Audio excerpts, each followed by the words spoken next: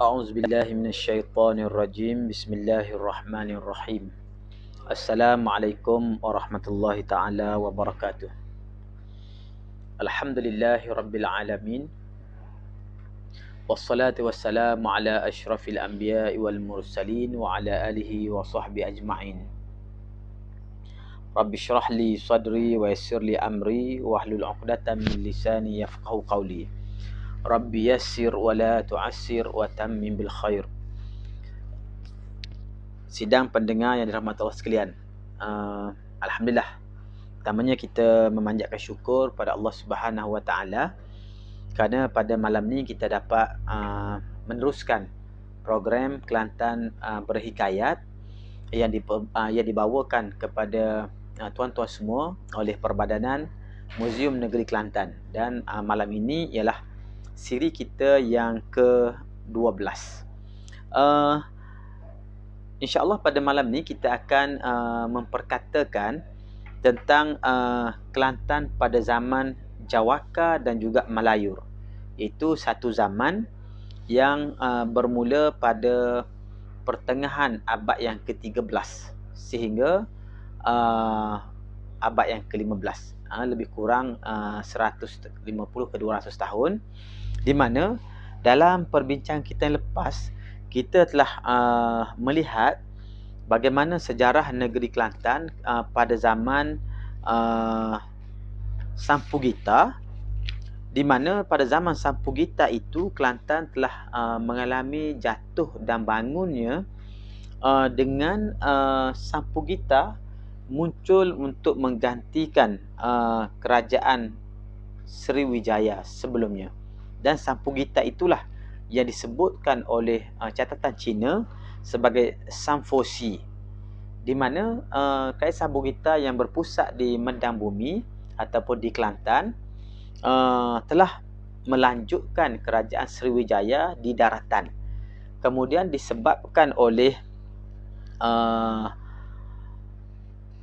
beberapa serangan yang dilakukan termasuk dengan India, dengan dengan India lah khususnya, yang menyebabkan pemerintah Sampugita telah memindahkan kerajaannya daripada Kelantan ke Gangganegara di Perak. Dipindah ke Gangganegara itu tujuannya untuk mempermudahkan gerakan-gerakan ketenteraan bersama dengan Sriwijaya di Palembang dalam menggempur kerajaan-kerajaan di India, khususnya dalam perebutan mendapatkan Sri Lanka yang sering bertembung dengan kerajaan di Pandia. Jadi kerana faktor politik itu, Maharaja yang memerintah di Kelantan telah memindahkan kerajaannya ke Gangganegara. Ketika proses itu berlaku, peranan dan fungsi Kelantan sebagai pusat kerajaan Sriwijaya dan Sampugita telah merosot dan turun ekoran perpindahan tersebut. Walau bagaimanapun, pada pertengahan abad yang ke-12 ataupun ke-13 telah lahir seorang raja daripada keturunan raja yang berpindah daripada Kelantan ke Perak itu, yang dikenali sebagai Maharaja Imbangjaya, Maharaja Imbangjaya, atau selalu disebut sebagai sebagai Raja Bukit Siguntang. Jadi di sinilah dicatatkan, disebut dalam catatan Cina dan catatan Arab bahawa pada satu masa kerajaan yang memerintah di Kelantan itu disebut sebagai Zabash dalam bahasa Arab dan juga Simfosi dalam bahasa Cina. Dan daripada catatan Cina itu juga telah menyebutkan bahawa Maharaja Imbang Jaya ini telah melahirkan keturunan-keturunan raja yang menyatukan semula kawasan Nusantara ini. Maharaja Imbang Jaya itu bangkit semula dan menyatukan kawasan Semenanjung, Tanah Besar, Indochina, Sumatera dan juga Pulau Jawa dalam satu kerajaan yang besar. Kemudian baginda telah melahirkan keturunan-keturunan yang kemudiannya menjadi raja-raja bagi wilayah tersebut. Sebagai contohnya Maharaja Suran yang menjadi bapa kepada raja-raja yang memerintah negeri Kelantan, Kedah, Patani, negeri-negeri di Segenting Kera sehingga ke Campar. Itu keturunan daripada Maharaja Suran. Adapun keturunan daripada Sangsa Purba melahirkan raja-raja yang memerintah negeri di kawasan Sumatera, Kepulauan Riau Lingga, Melaka, termasuk keturunan Sultan Johor dan raja-raja yang lahir daripada keturunan Sultan Melaka kemudiannya. Kemudian seorang lagi puteranya itu Ken Arok menjadi bapa kepada raja-raja yang memerintah di Pulau Jawa, bermula daripada Singasari, kemudian Empayar Majapahit yang besar itu, dan juga Kerajaan Demak yang mewarisi Kerajaan Majapahit pada zaman Islam. Jadi keturunan raja-raja yang besar pada abad yang ke-14, 15 sehingga abad ke-18, mungkin juga sampai ke abad 19, ialah kebanyakannya adalah keturunan daripada Maharaja Imbang Jaya ataupun disebut dalam sejarah Melayu sebagai Maharaja Bukit Siguntang itu. Baik, selepas kita melihat perkembangan tersebut, pada malam ini kita akan memperkatakan tentang Kerajaan Jawaka, di mana Ustaz Abdullah Nakula telah menerangkan kepada kita bahawa daripada zaman Sang Pugita, kerajaan ataupun kerajaan yang berpusat di Kelantan itu sudah mulai melemah dan fungsi-fungsi Kelantan sebagai pusat kerajaan sudah tidak lagi terkenal. Kemudian pada pertengahan abad yang ke-13 itu, seorang daripada putera Maharaja Imbang Jaya yang bernama Maharaja Suran telah mewarisi kerajaan Sang Pugita. Adapun putera yang lain mewarisi kawasan-kawasan yang berbeza termasuk Pulau Jawa dan juga Sumatera. Di mana pada zaman Sang Pugita ini, ketika zaman Maharaja Suran, salah satu daripada gerakan yang dibuat oleh Maharaja Suran ialah untuk menakluk Sri Lanka ataupun Serindip satu masa dahulu namanya. Ketika gerakan ketenteraan ataupun ekspedisi untuk menguasai Sri Lanka itu sudah dijalankan, telah berlaku satu krisis dalam Empayar Sang Pugita di Nusantara, di mana dikatakan bahawa Sang Nila Utama, iaitu anak saudaranya, anak Raja Sangsa Purba, telah melakukan pemberontakan dan memecahkan kerajaan Sang Pugita yang ditinggalkan oleh Maharaja Imbang Jaya itu, lalu membentuk kerajaan yang berlainan di Sumatera. Jadi oleh kerana tindakan Sang Nila Utama itu, Maharaja Suran telah mengadakan rundingan dengan Raja Pandya, lalu menyerahkan pulau Serindip ataupun Sri Lanka itu kepada Maharaja Suran, kepada Maharaja Pandya, Raja Negeri Pandya itu, dan sebagai tukarannya Maharaja Suran dapat meminjam ataupun menyewa tentera-tentera India untuk membantunya menawan semula negeri-negeri yang telah berpecah daripada Sampugita untuk menyatukan semula empayanya. Jadi Sri Lanka itu diserahkan kepada India ataupun kerajaan di Raja Pandya itu. Adapun Mahjisuran memberi tumpuan untuk menyatukan negeri yang berpecah di Asia Tenggara. Dan ketika inilah sebenarnya ketika sudah berpecah, Sampugita telah diberikan satu nama baru oleh Mahjisuran dengan nama Javaka. Maka pada pertengahan abad ke-13 ini, sekitar tahun 1250 ataupun separuh kedua abad ke-13, ketika itu Empayar Sampugita sudah tidak lagi dikenali sebagai Sampugita tetapi disebut sebagai Javaka. Dan Maharaja Suran cuba mengembalikan semula Kelantan sebagai pusat kerajaan ini. Dulu sudah pergi ke Gangganegara, sekarang ini dikembalikan semula ke Kelantan. Walau bagaimanapun, sebagaimana kita sedia maklum, ketika ini peranan Kelantan sebagai pusat kerajaan sudah merosot disebabkan oleh perkembangan politik yang berlaku sebelum padanya. Dan dalam masa ini juga kerajaan Javaka sebenarnya menghadapi krisis kerana mereka saling berperang dengan dua kerajaan yang besar, dua empayar lain. Yang pertama iaitu empayar daripada India, iaitu kerajaan Pandya dalam perebutan wilayah-wilayah di India. Yang kedua sebenarnya di kawasan di tengah Siam ataupun disebut sebelum ni sebagai Dwarawati, itu telah bangkit satu kerajaan baru yang dikenali sebagai Sukhothai. Sukhothai, di mana Sukhothai telah mengadakan dasar perluasan wilayahnya dan mula menyerang negeri-negeri yang berada di segenting kera. Jadi oleh kerana kerajaan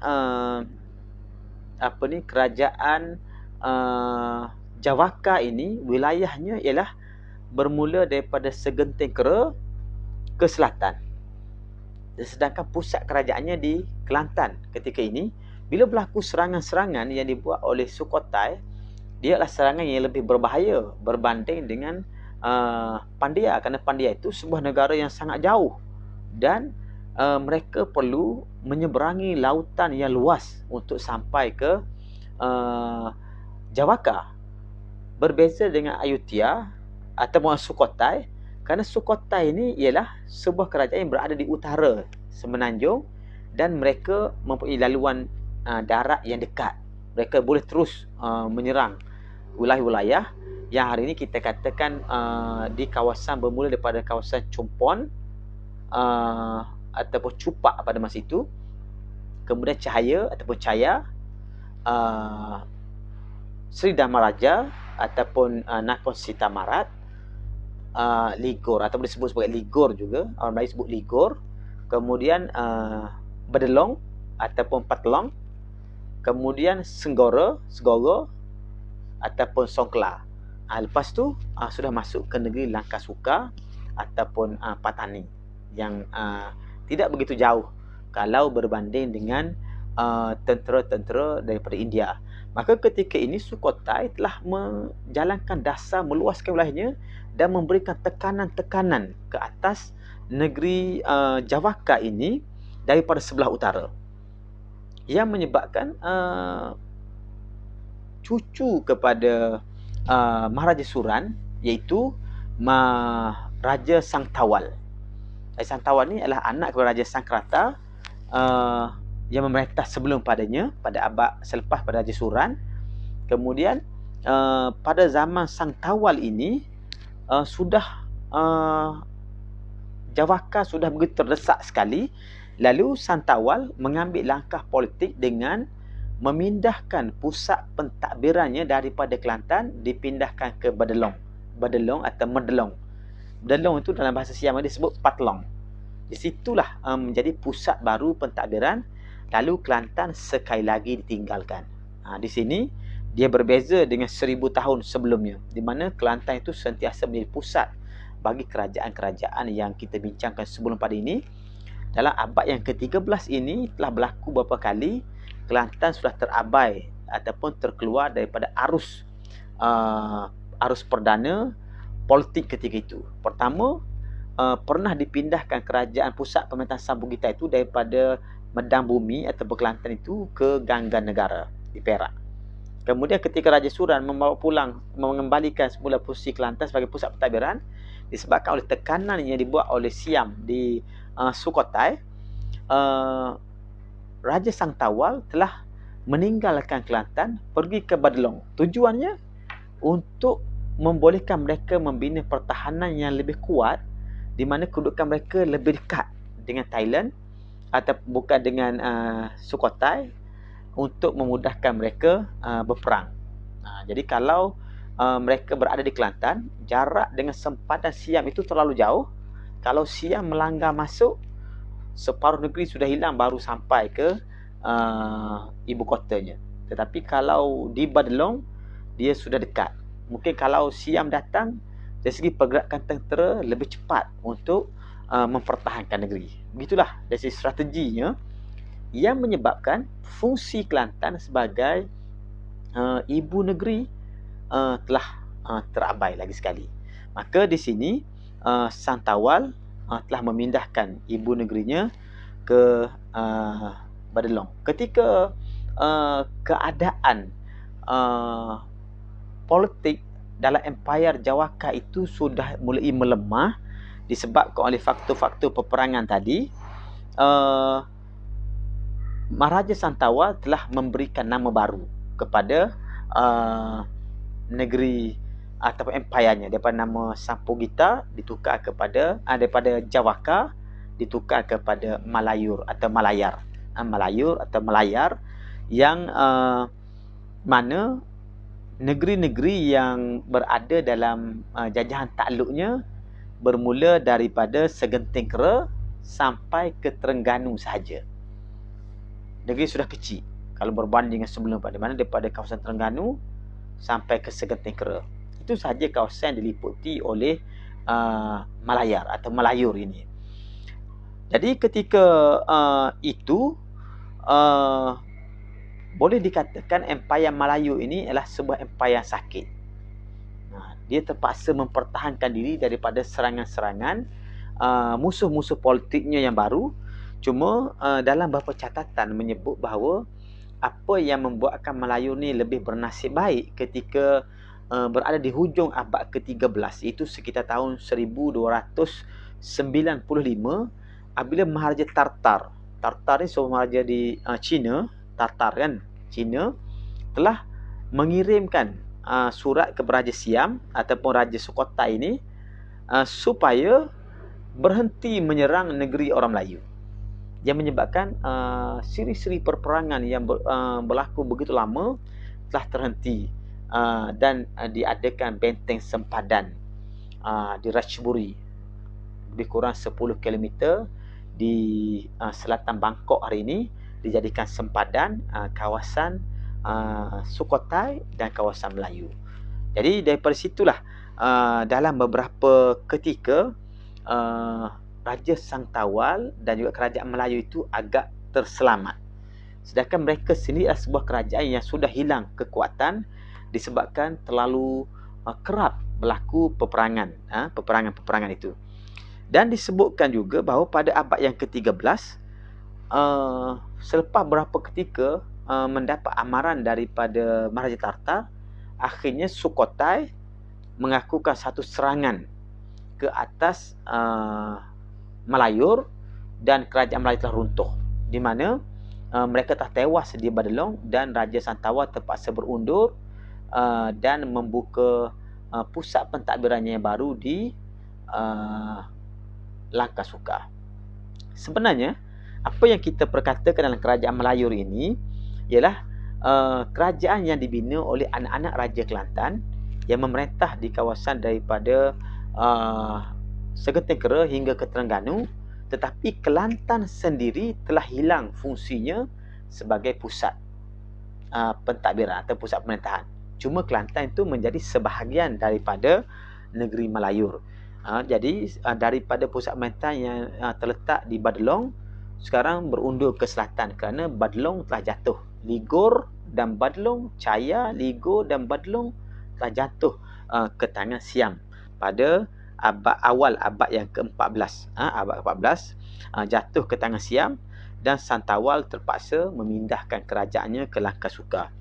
Jadi selepas Santawal berkubu di Langkasuka seketika pada tahun 1339, di awal paruh yang pertama daripada abad yang ke-14, putera kepada Raja Santawal iaitu Raja Baru Bashar telah mengadakan satu strategi politiknya untuk membangunkan semula empayar yang dikenali sebagai empayar Cermin. Empayar Cermin. Strateginya begini, iaitu Raja Baru Bashar telah mengadakan hubungan diplomatik melalui perkahwinan dengan raja-raja di 4 kawasan, iaitu di Jawaka atau Melayur yang diwarisi daripada ayahnya, Kerajaan Melayur di Langkasuka ataupun di kawasan utara Semenanjung. Kemudian dengan Kemboja dan juga Champa di Indochina dan Samudra Pasai di utara Aceh. Jadi satu kerajaan yang menjalar daripada utara Aceh, utara Sumatera di Aceh ke utara Semenanjung di kawasan Melayur, kemudian terus ke Champa. Itu kerajaan yang dibelah oleh laut-laut itu dipanggil kerajaan Cermin. Walau bagaimanapun sebenarnya apa yang dibuat oleh Raja Baru Bashar ini pada tahun 1339 tidak dapat bertahan lama. Kenapa? Kerana selepas beberapa ketika ternyata Champa dan juga Kemboja yang mempunyai jarak yang lebih kurang 10 hari pelayaran daripada kawasan Melayur ini telah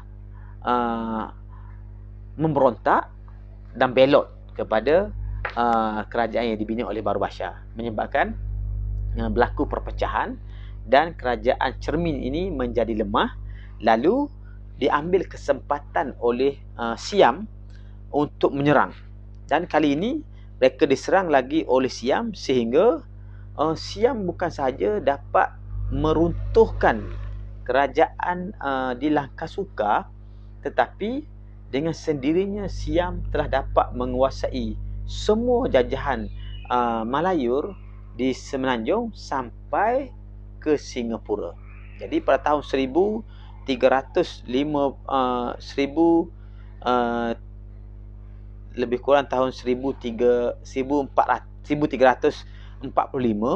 semua kawasan Semenanjung sampai Singapura terpaksa membayar ufti dan bernaung di bawah kerajaan Siam, termasuk Melayu sendiri. Ini berpunca daripada perpecahan-perpecahan yang berlaku di kalangan kerajaan-kerajaan Melayu yang ada ketika itu.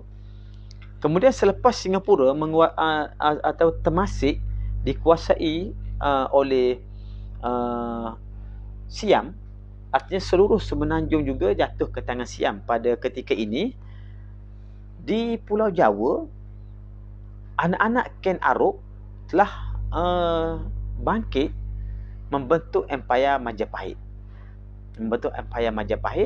Dan salah seorang daripada Panglima Majapahit yang terkenal ialah Gajah Mada. Gajah Mada itu kita boleh katakan sebagai Perdana Menterinya yang terkenal sebagai penakluk yang besar di Nusantara ini.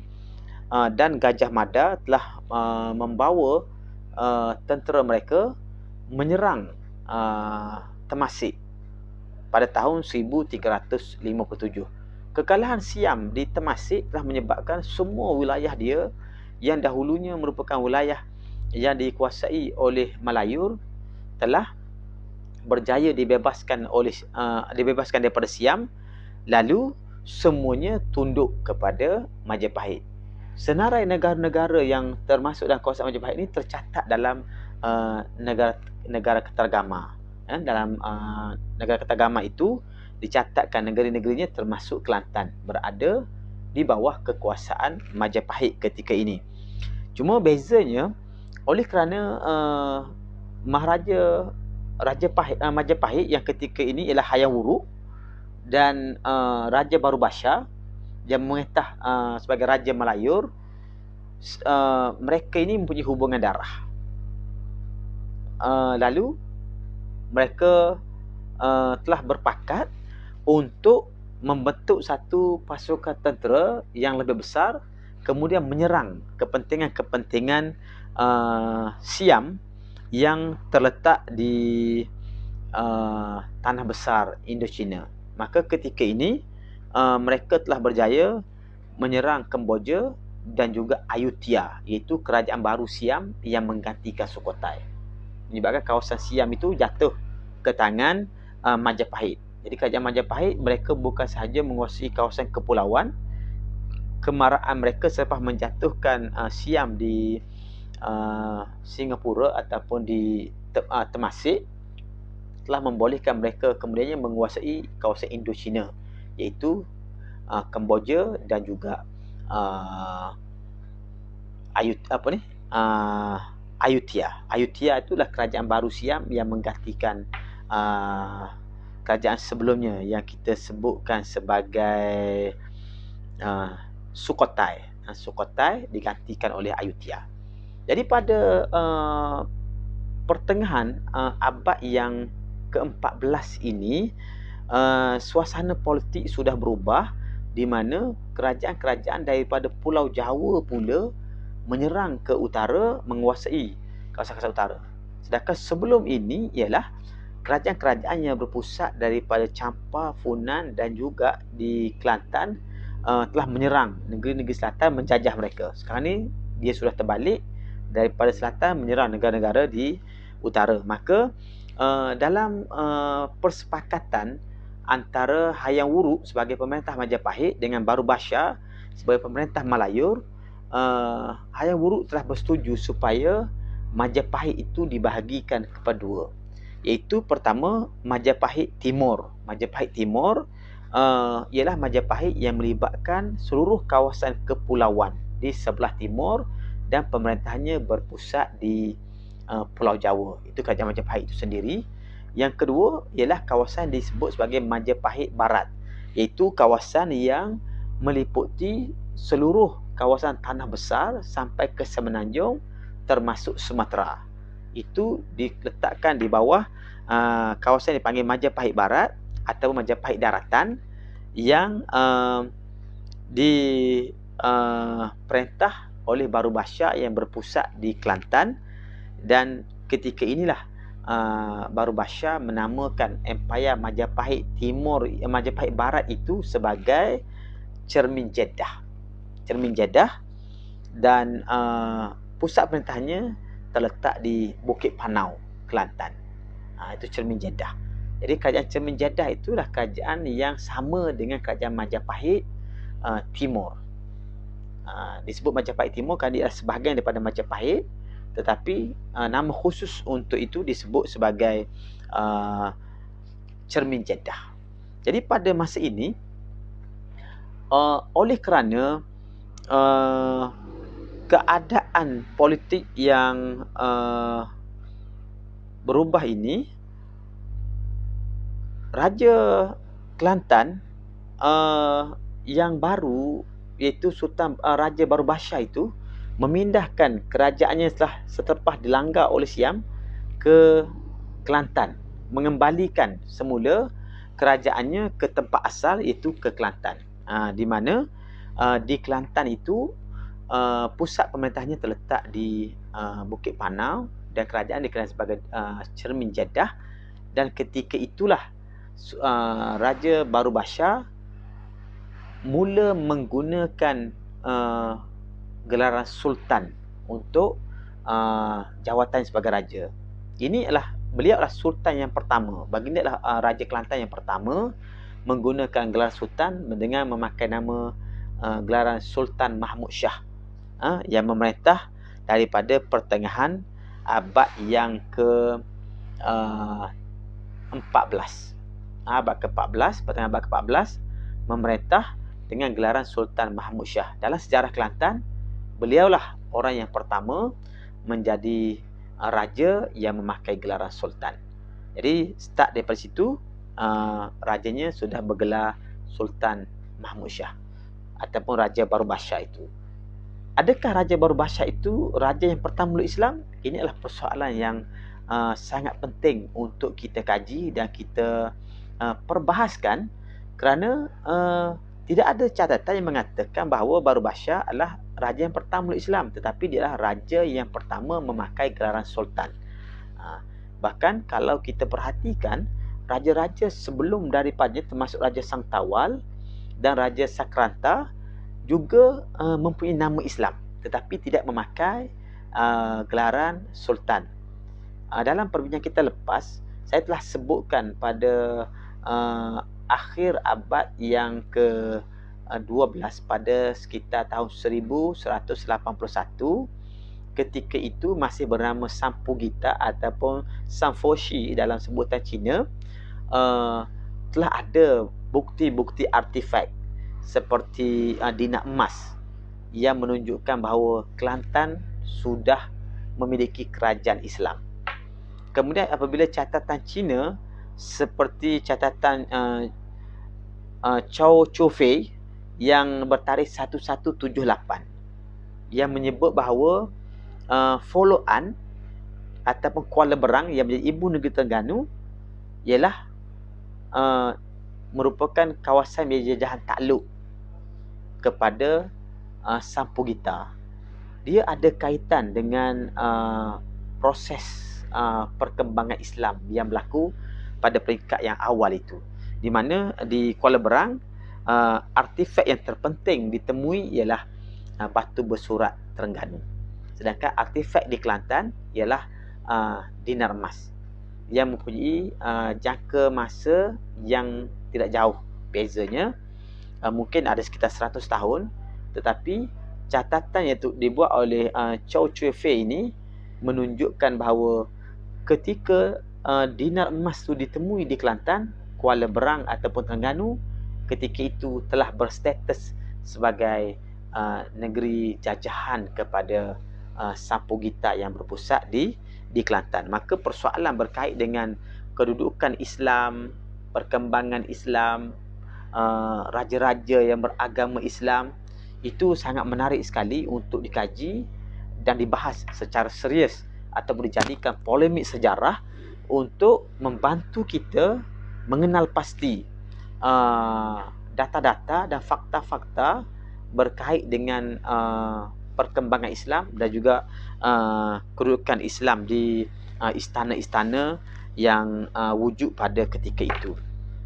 Baik, kemudian selepas daripada proses yang baru ini, apabila Kelantan sudah mula dikenali sebagai Majapahit dan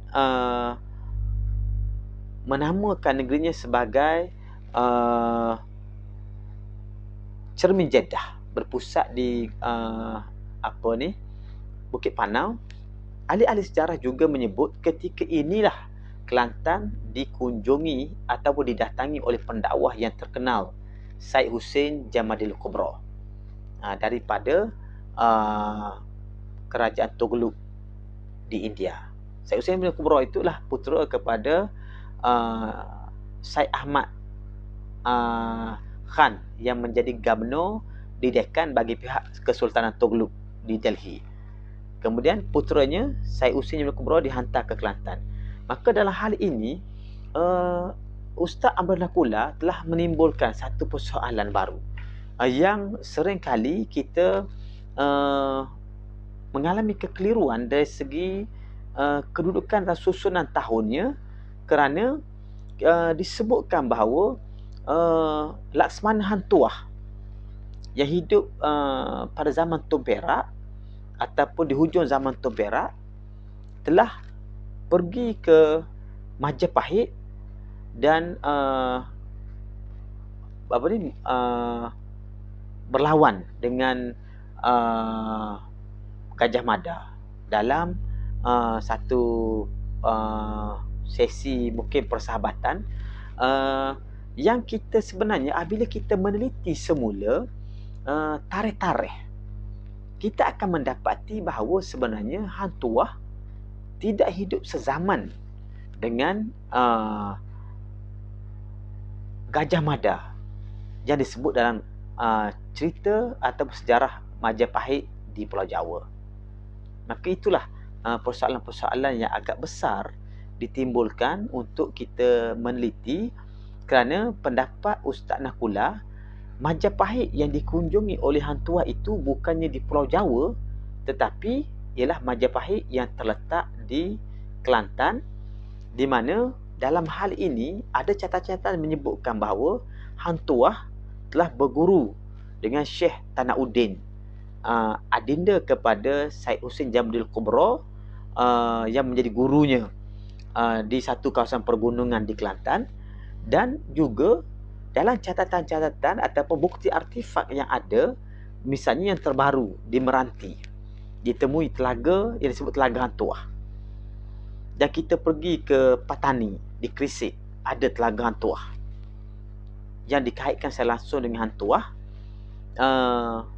Dan mungkin sahaja sebenarnya Majapahit yang dikunjungi oleh Hang Tuah dalam hubungan antara Melaka dengan negeri-negeri ketika itu, negeri-negeri luar ketika itu, ialah bukan Majapahit yang berpusat di Jawa, tetapi Majapahit yang berpusat di Kelantan. Ini persoalan yang dilontarkan oleh Ustaz Nakula untuk diteliti semula oleh ahli-ahli sejarah, dan saya sendiri telah melihat bahawa tarikh-tarikh yang berkaitan itu sebenarnya tidak seimbang ataupun tidak selari.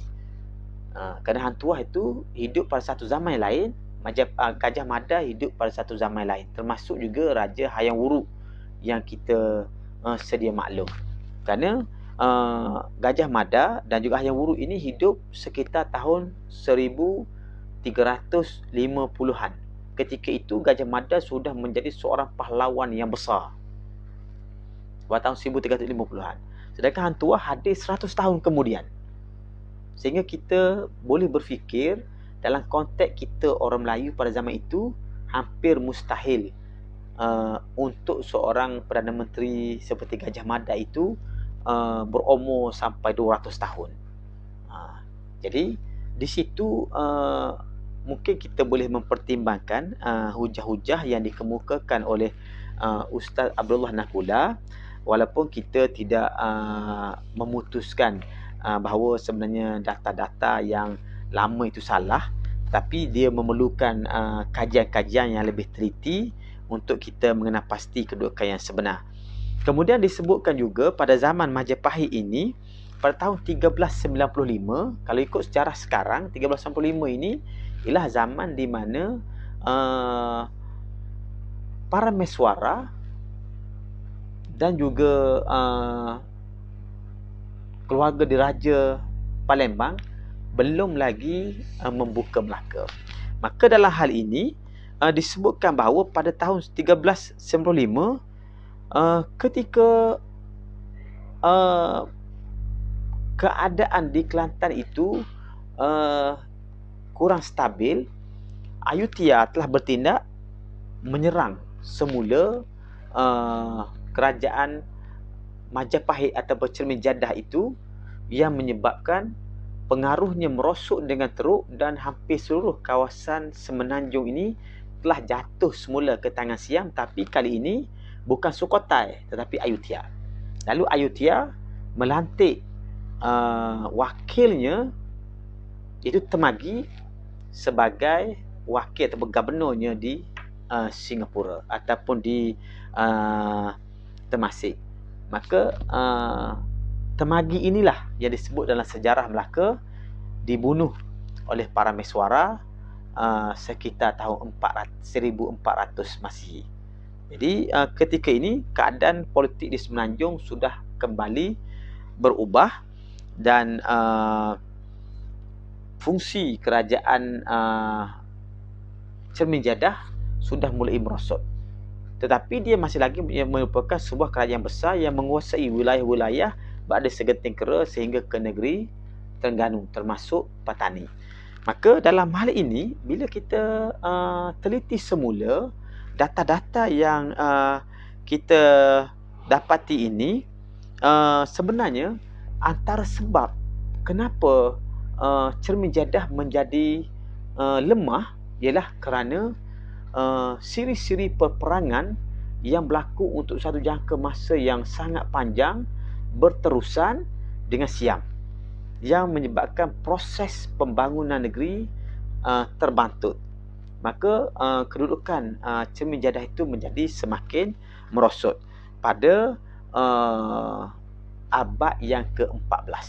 Dia sudah tidak lagi terkenal, walaupun masih lagi dianggap sebuah kerajaan yang besar, tapi tidaklah sebesar sebelumnya. Sehingga akhirnya Melaka telah bangkit dan melakukan perluasan wilayahnya, menguasai negeri-negeri yang terdapat di Semenanjung. Melaka menjadi satu empayar yang besar, dan Kelantan ialah antara negeri yang terakhir yang dapat dikuasai oleh Melaka. Kenapa? Kerana Kelantan ketika itu masih berdiri sebagai sebuah empayar yang besar, kerajaan besar pada zaman Sultan Mansur Shah. Selepas daripada Baru Bashar ataupun Sultan Mahmud Shah, yang terkenal selepas daripadanya ialah Sultan Iskandar. Sultan Iskandar itu memerintah pada tahun 1342, puteranya ataupun cucunya, cucu Baru Bashar, yang telah cuba untuk melakukan kebangkitan semula cermin Jadah. Sekali ini mereka tidak lagi menggunakan nama cermin Jadah, itu menggunakan nama Majapahit.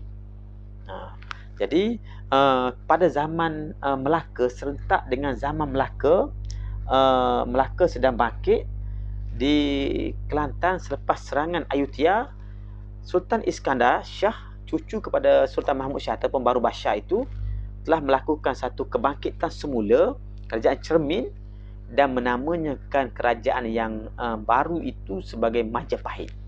Sebab itulah ketika Melaka berada di puncaknya, dengan tokoh-tokoh seperti Tun Perak, Hang Tuah dan sebagainya, ditimbulkan oleh Ustaz Nakula.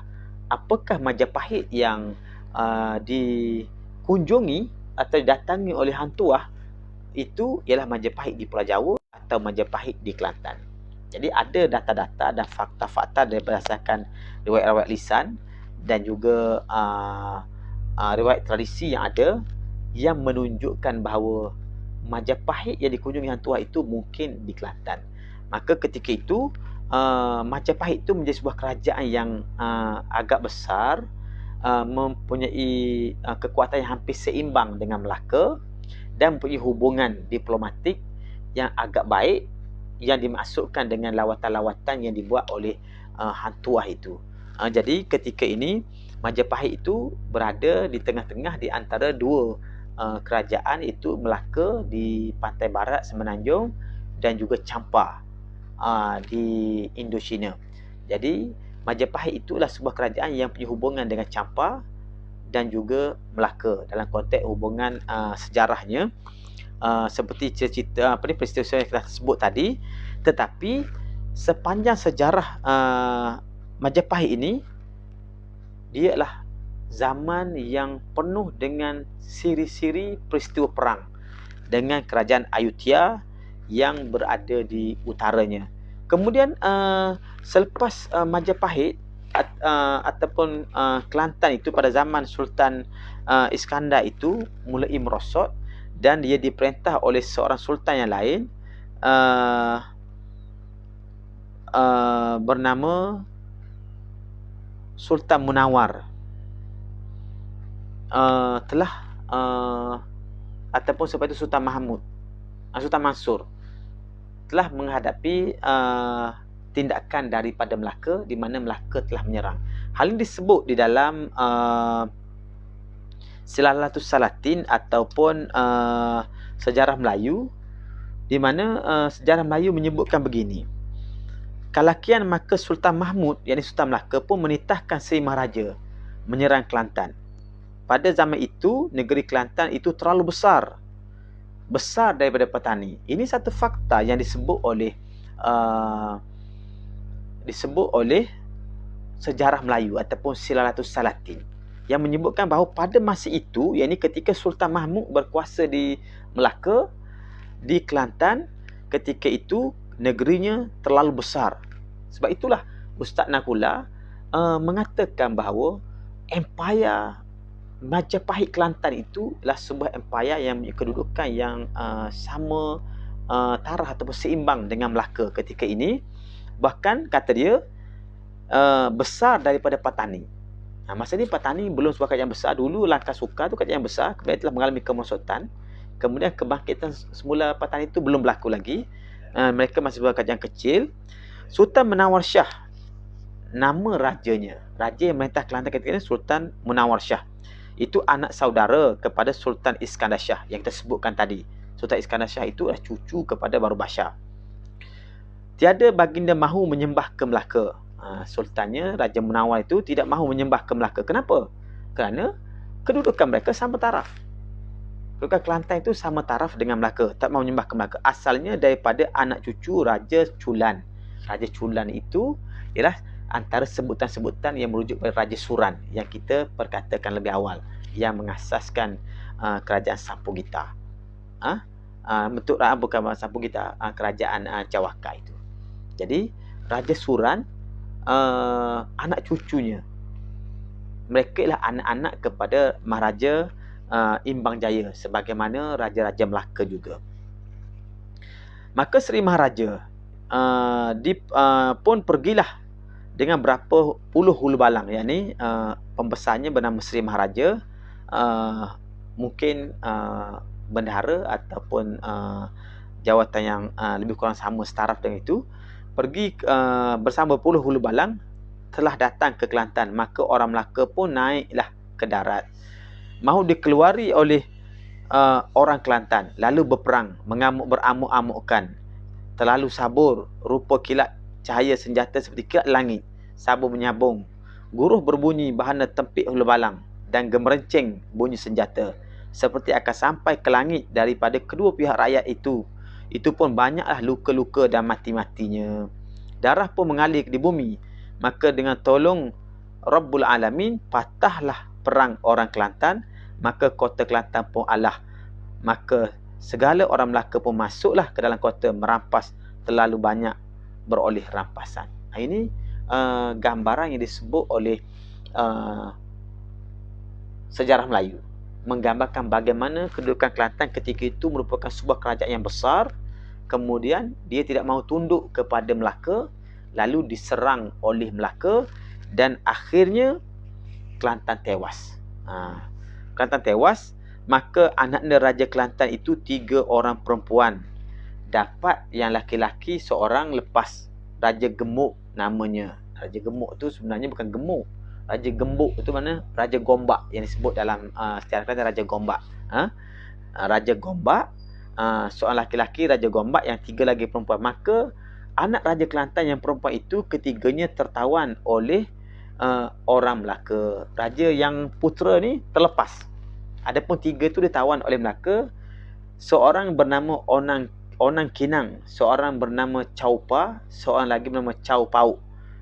Maka ketiganya dibawa ke Seri Maharaja kembali ke Melaka. 3 puteri itu dibawa ke Melaka.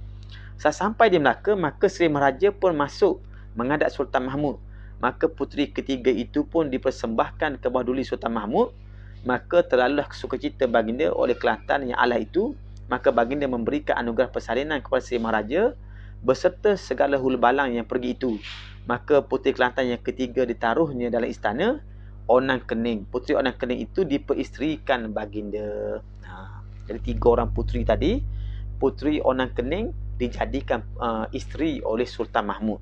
2 lagi itu tidak, tapi Onang Kening. Yang tua perempuan bernama selepas berkahwin diperisterikan, beranak 3 orang. Jadi Onang Kening dengan Sultan Mahmud tu mempunyai 3 orang anak. Yang tua perempuan bernama Raja Mah, yang tengah laki-laki Raja Muzaffar, dan yang bongsu dinamakan Raja Dewi.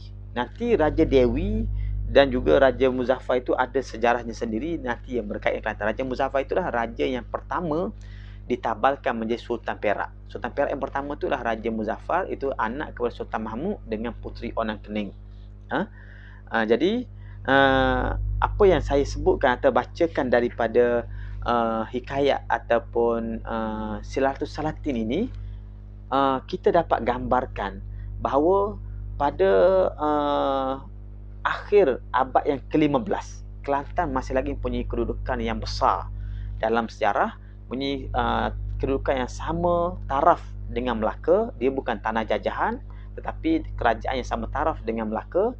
Bahkan Kelantan itu tidak mahu tunduk kepada Melaka sehingga dia diserang. Jadi kekalahan Kelantan dalam peperangan itulah yang menyebabkan Kelantan tertakluk kepada kerajaan Melaka ketika Sultan Mahmud sudah berada di penghujung zaman kekuasaannya. Jadi ketika ini bendahara masih lagi bendahara putih, Tun Putih, iaitu bendahara sebelum daripada bendahara Tun Mutahir ketika peristiwa ini berlaku. Ada ahli sejarah mengatakan dia berlaku pada tahun 1477, di mana Kelantan telah berjaya dikuasai oleh Melaka. Maka dalam zaman Jawaka dan Malayur ini, sebenarnya kerajaan Kelantan itu bukan spesifik di Kelantan pada peringkat awal. Dikembalikan oleh Maharaja Suran, kerajaan yang berpusat di Gangga Negara kembali ke Kelantan. Kemudian kerana perpecahan-perpecahan yang berlaku, empayar itu telah pun melemah, dan akhirnya pada zaman cucunya iaitu Raja Sangtawal, kawasan itu sudah menjadi kawasan yang kecil, daripada Segentingkera sampai ke Terengganu sahaja. Kemudian kerana serangan-serangan Siam yang berterusan, akhirnya Raja Baru Bashar tidak dapat lagi bertahan di Langkah Suka, terpaksa memindahkan semula kerajaannya balik ke Kelantan. Daripada Kelantan itulah berlaku penggabungan dan juga pembentukan empayar cermin, penggabungan dengan Majapahit, membentuk Majapahit Timur. Kemudian kerana kekalahan dalam perang-perang yang berikutnya dengan Siam, akhirnya cucu kepada Baru Bashar iaitu Sultan Iskandar Shah telah membentuk semula satu kerajaan baru yang besar dengan mencantumkan wilayah-wilayah yang ada di sekitarnya, menjadikan satu empayar cermin Jeddah yang baru dan dinamakan sebagai Majapahit. Dalam kerajaan Majapahit inilah ketika diperintah oleh Sultan Munawar Shah, disebut dalam sejarah Melayu, ketika itu kerajaan Kelantan sebuah kerajaan yang sangat besar, seperti kerajaan Melaka, bahkan lebih besar daripada Patani, sehingga Kelantan tidak mahu tunduk kepada Melaka. Dan akhirnya Kelantan diserang oleh Melaka pada hujung abad yang ke-15, dan selepas itu Kelantan menjadi jajahan takluk Melaka dalam satu tempoh yang tidak lama, kerana selepas berapa puluh tahun dijajah oleh Melaka, Melaka telah diserang oleh Portugis dan kerajaannya tumbang.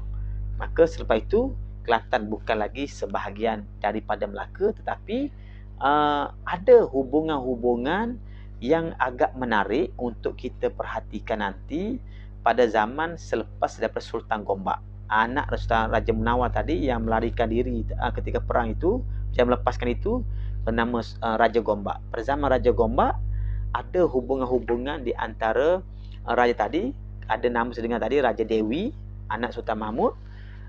Nanti ada anak-anak Raja Johor. Johor itulah raja-raja daripada keturunan Sultan Mahmud juga.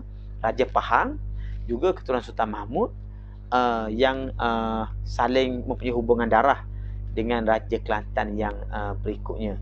Nanti pada zaman Cik Siti Wang Kembang ada anak raja daripada Johor yang dirajakan di Kelantan. Itu semua kita akan sentuh dalam sesi-sesi akan datang. Untuk perbincangan pada kali ini, itulah proses yang berlaku pada abad yang ke-13 sehingga akhir abad yang ke-15, di mana berlaku perubahan-perubahan dalam masa 200 tahun itu, perubahan-perubahan nama, perubahan-perubahan kerajaan, dan kita dapat simpulkan pada ketika ini Kelantan telah mengalami kelemahan dan hilang peranan besar dia dalam politik tanah Melayu. Bahkan Kelantan akhirnya menjadi jajahan kepada Melaka. Itu saja untuk perkongsian kita pada malam ini.